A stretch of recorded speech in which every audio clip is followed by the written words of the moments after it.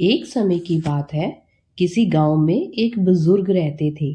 गांव वाले जब भी किसी उलझन में पड़ जाते या डर जाते तब वे बुजुर्ग के पास जाते और उनसे बातचीत करते थे।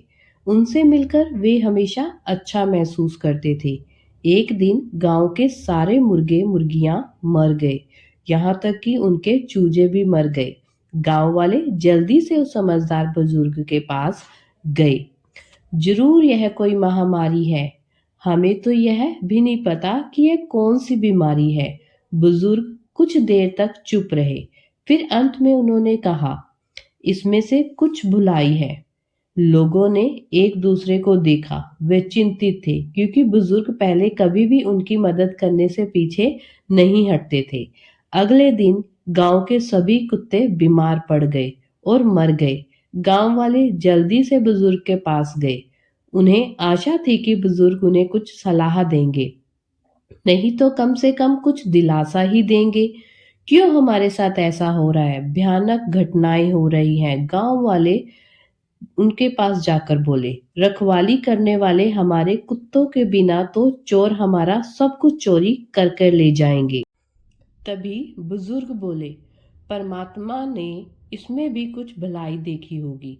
लोग परेशान थे। वे हैरान थे कि क्या बुजुर्ग सच में समझदार नहीं थे। जब रात हुई पूरे गांव में भयानक सन्नाटा छाया हुआ था। तभी अचानक बिजली चली गई और सारा गांव अंधकार में डूब गया। बेहद परेशान होकर गांव वाले दौड़कर वापस बुजुर्ग के पास शिकायत करने के लिए पहुंचे। क्यों हर बुरी घटना हमारे साथ गांव में हो रही है? यह सही नहीं है। बड़े दुखी मन से सभी गांव वालों ने उस बुजुर्ग के सामने कहा, यह परमात्मा की दया मेहर की एक और निशानी है। बुजुर्ग ने कहा, दया मेहर? इंतजार करो और देखो। सब्र करो। परमात्मा की योजना को समझना आसान नहीं है। उन दिनों चोरों का एक खतरनाक दल गांव में घूम रहा था। वे जहां भी जाते घरों में घुस जाते, खिड़कियां तोड़ देते, जो कुछ भी मिलता उनको चुरा लेते और जो भी उन्हें रोकने की कोशिश करता उनको मार डालते। चोर उस गांव को लूटने की तैयारी कर रहे थे। सुनो, वहां तो बिल्कुल सन्नाटा है। वे सभी रुक गए। हाँ, कुत्ते भी नहीं भौंक रहे हैं। हम रात होने का इंतजार करेंगे, फिर धावा बोलेंगे। अंधेरा हो गया और गांव में कोई बत्ती नहीं जली। यह उजाड़ है, हमें आगे बढ़ना चाहिए। तब गांव वालों को समझ आई।